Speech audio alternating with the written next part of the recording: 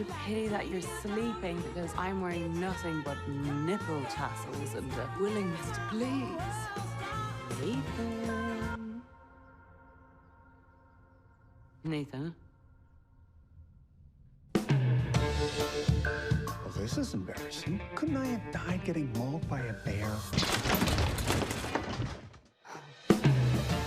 I know she's Nathan's sister, of course, but... She's a nut.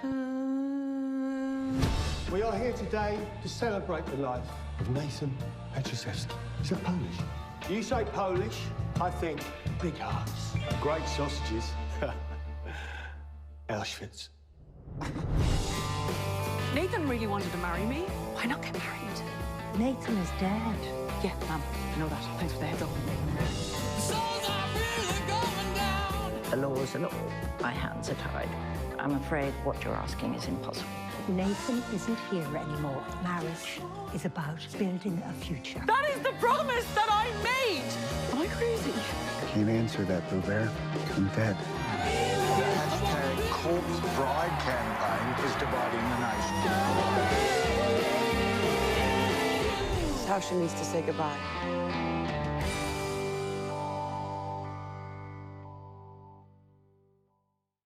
Hey everyone, welcome to the Screen Watching YouTube channel podcast. Under the guise of a very sweet rom-com concept, the new film and Mrs. tackles such weighty issues as grief and memory and destiny in a way we've not seen since such, I guess, funny, sad classics like Ghost or Heart and Souls.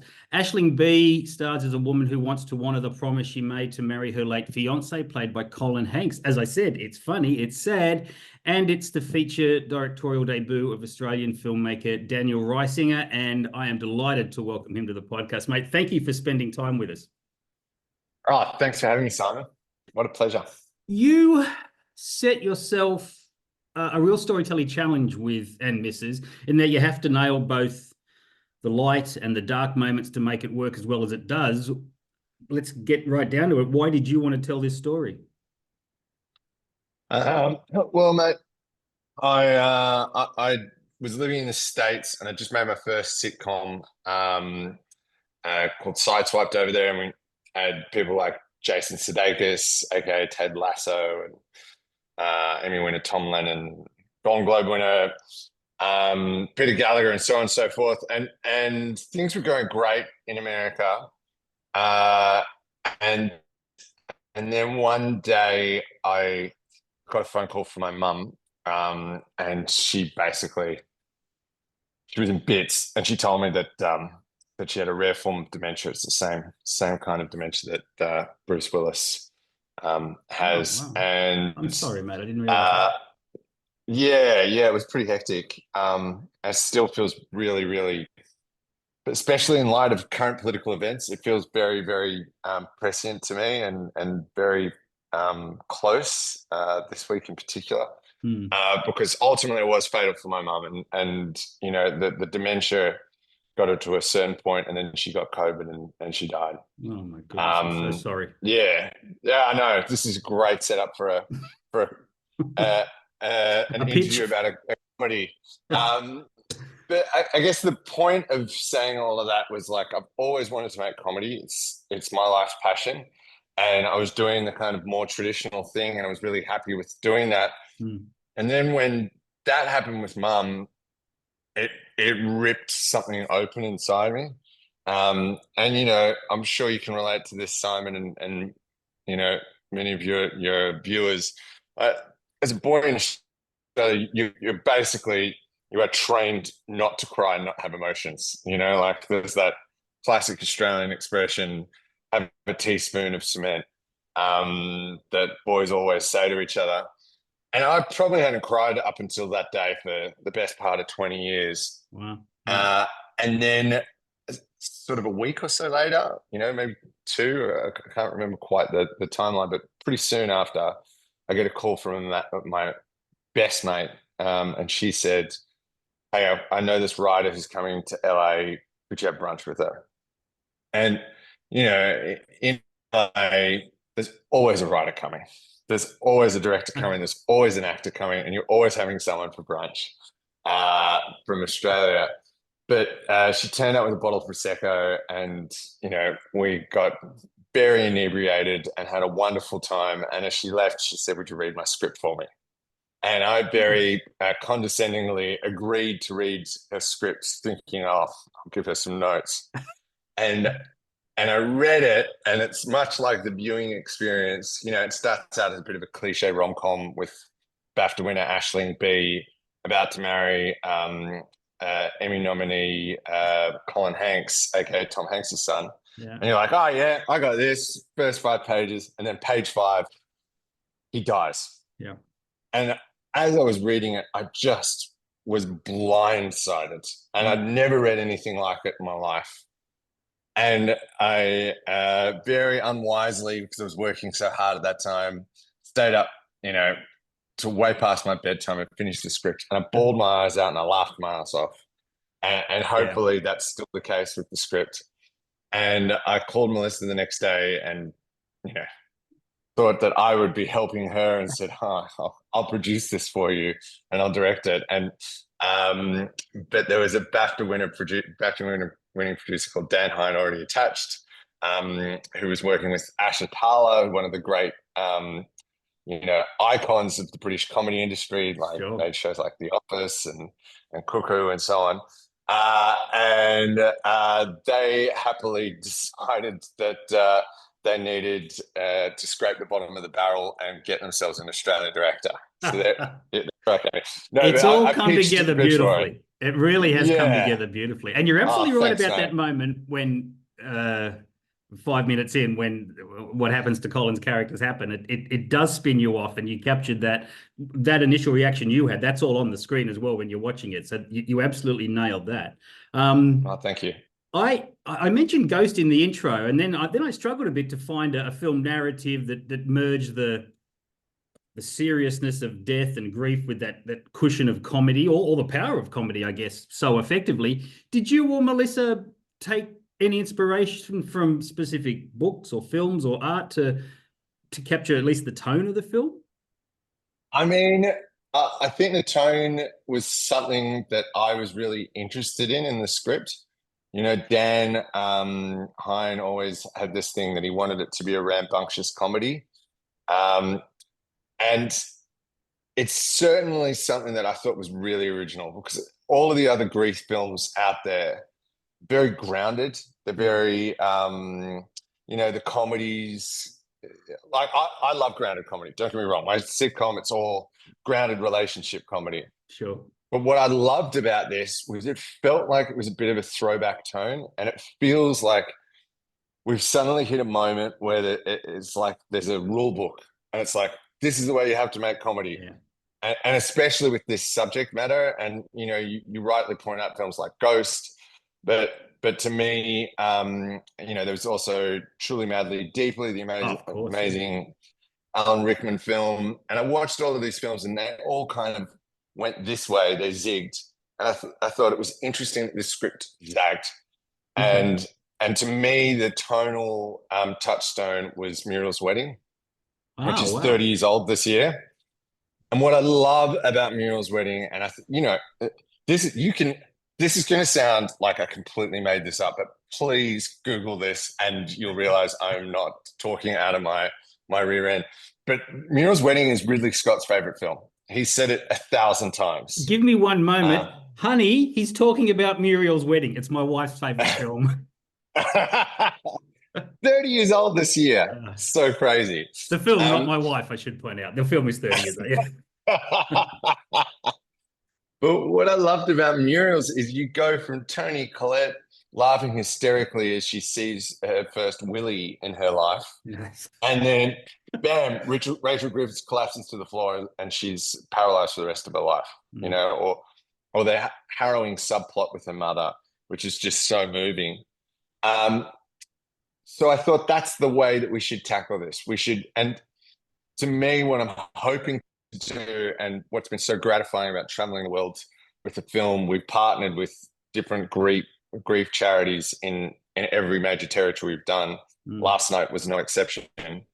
And people again and again who are going through it tell me that that it helps them relate to it. You know, it makes it really accessible by being very broad in the comedy, but then very grounded and searingly honest in the emotions. Like, case in point, we this amazing woman, and we've just shared her post on our Instagram, whose husband passed 4 years ago. You know, she was talking about how her sleeves were so, you know, wet by the end that they were drenched. In London, this woman stood up in the Q&A and told the most unbelievably moving story about how she lost her husband 4 months previously, and she'd married him 2 weeks before he'd passed. So that's been a really gratifying thing, and especially because to us as Anglo-Saxons, you know, the concept of the film is that she decides that she's going to marry Colin posthumously, which seems completely outlandish to us Anglo-Saxons. But in France, it's a part of life. You know, every year people marry their partners posthumously. You have to apply to the president. That's a part of the film. You know, cultures like in China, you have a tradition where parents wed live people to their dead children so that they're not lonely in the afterlife. Yeah. You know, in Sudan, it's a way of settling property disputes. And to me, in a world where, you know, like, I don't think marriage means as much, and we definitely explore that in the film. Like, yes, do we even need to get married? And, you know, we have TV shows like Married at First Sight, but I guess the point is we all grieve in really weird, idiosyncratic ways. And what right do we have to tell someone, you can do this and you can't do that?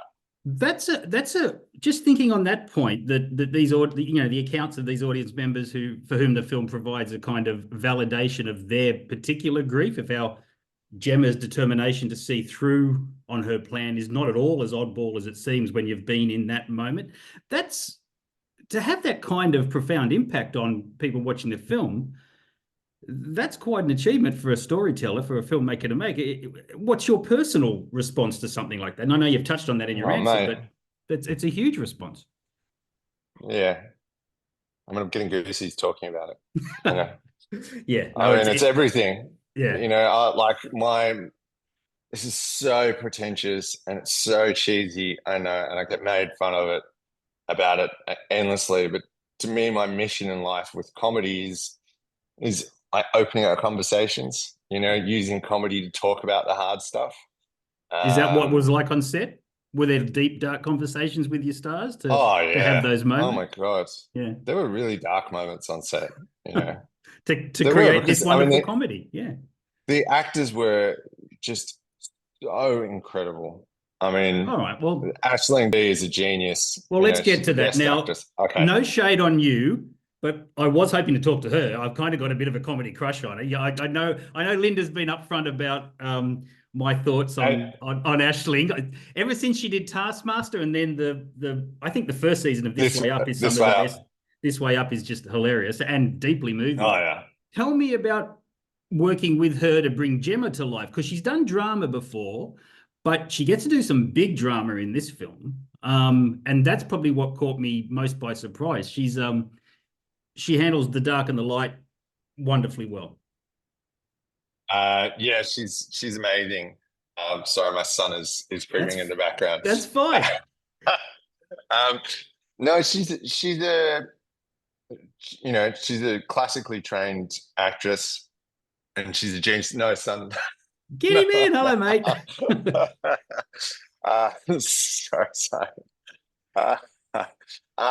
She's a classically trained actress. She's a stand-up comedian who sells out stadiums. And that's such an incredibly rare combination. I mean, you were talking about tone earlier, and, you know, the cheat code to that tone is Aisling Bea, because she's as funny as it gets. And as powerful as it gets. And I, you know, as a young cinema nerd, I remember reading Sidney Lumet's Directing Movies, which is a great book if you haven't read it. Oh, no, and he talked about, and he talks about how he was crying watching Al Pacino's speech in which one was it again? It's the bank robbery one, not Serpico, the other one. Anyway. Dog Day Afternoon, yeah. Dog Day Afternoon, and the famous monologue in the bank. He said that he was weeping at the camera. I remember reading that, going, as a comedy guy, I can't even imagine what that would be like to cry at the camera. And I've done some dramatic scenes, definitely, and it really, Aisling broke me. There were several times where I was at the camera and just bawling my eyes out and just so moved. Yeah. And she really brought her own life story to it. There's an amazing piece she wrote for The Guardian. Mm-hmm. She lost her father when she was 3, in tragic circumstances, and it shaped her and made her, as she likes to put it, a clown. Mm. And I wish I could say that we had some incredible master plan of how we were going to put the cast together. Mm. But as we'd sort of started to get a significant weight towards the casting, all of a sudden we were like, oh my God, all of these people have the same connection to the material. Billy Lord, who's Aisling's wing woman on her quest to change the law and plays Colin's sister.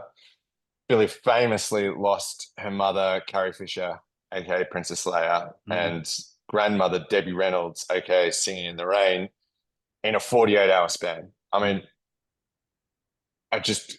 it boggles the mind how she even, stood up and got on with life after something that harrowing. Colin Hanks, we think of this man because of that surname that he's lived this charmed existence, but he lost his mother, when he was in his early 20s, and lost his best friend just before we started filming. Oh, wow. And so on and so forth. Samuel Barnett, plays Alan. His father was the first person to die of COVID in the UK. Jeez. Our editor, Oscar-nominated editor Matt Villa, lost both his parents and brother in quick succession. So we had this unfortunate bond that glued us together, and meant that we wanted to make it really personal, but that we also wanted to say, hey, grief sucks. It's inarguably, it sucks. It's horrible. It's one of the worst things you're ever going to go through, but it is a universal human experience. And hopefully this film puts its arm around your shoulder and says it's okay to laugh through the tears. And that feels taboo to say, but hopefully we give that permission, which I guess finally gets us to the end credits. And whose idea were they? It's a lovely touch, and you're absolutely right. Billy's photo with Carrie got me very lumpy in the throat at that moment. So I don't often cry during the end credits. I'm often crying before that, and I was. But yeah, that was the clincher, those end credits. Oh, it's nasty to say. Well, as you can tell from my horrendous accent that we share, I am Australian. And I think one of the things that I missed when I started to work overseas is that when you make a project in Australia, we're all in it together. There's a real camaraderie. I think the reason Australians do so well overseas is that we're just bloody grateful. We can't believe someone's giving us money to, play make-believes in front of cameras. Yeah. And I wanted to bring that team identity to the film, and I wanted everyone to own a piece of it. So, before the first setup on the first day, I hadn't told anyone. I gathered everyone, the producers, the assistants, the drivers, the camera team, the actors, obviously, and, told them that we were going to give them the opportunity that if they wanted to, they could dedicate their work in the film to a loved one and have a photo of that loved one featured in the credits. Nice. And it was very moving because people, I had people coming up to me for days afterwards going, all right, Gov, did you really mean that about the photo? And I was like, no, I'm and our accent's bad. I'm not. Yeah. Yeah, I was like, no, I'm serious. It's we're going to do this, and it was lovely seeing Hans gratifyingly. Pomerantz in there. I'd met Hans a couple of times back in the day, and it was lovely seeing his yeah. photo there. Yeah. Yeah. Well, Josh, his son, runs the post facility that we cut the film at, and was an investor in the film. So Lovely. yeah, I was very lucky to have the Pomerantzes involved. Mate, thank you so much for handing over your Friday evening to talk to us. And Mrs. is currently playing as part of the British Film Festival, and then will be available in territories around the world in the months ahead. Daniel Reisinger, it's been an absolute joy talking to you. It's very sweet. Thank you so much, Simon. And just to say, anyone who's thinking of watching the film, so Sydney premiere is sold out, Brisbane almost sold out, Canberra almost sold out. So, and then there's going to be a whole heap of other ones: Perth, Adelaide, Byron, Ballarat, which I'm excited about. Yeah. So please do get down and support Australian films, and if you do love it, the lifeblood of independent films is people getting behind it. So tell your mates and give us a nice post on Instagram or on IMDb. That's how these films live or die. So thank you very much, Simon. I'll do everything to get the word out, mate. Congratulations. All the best. Thank you so much, Simon. Cheers, mate.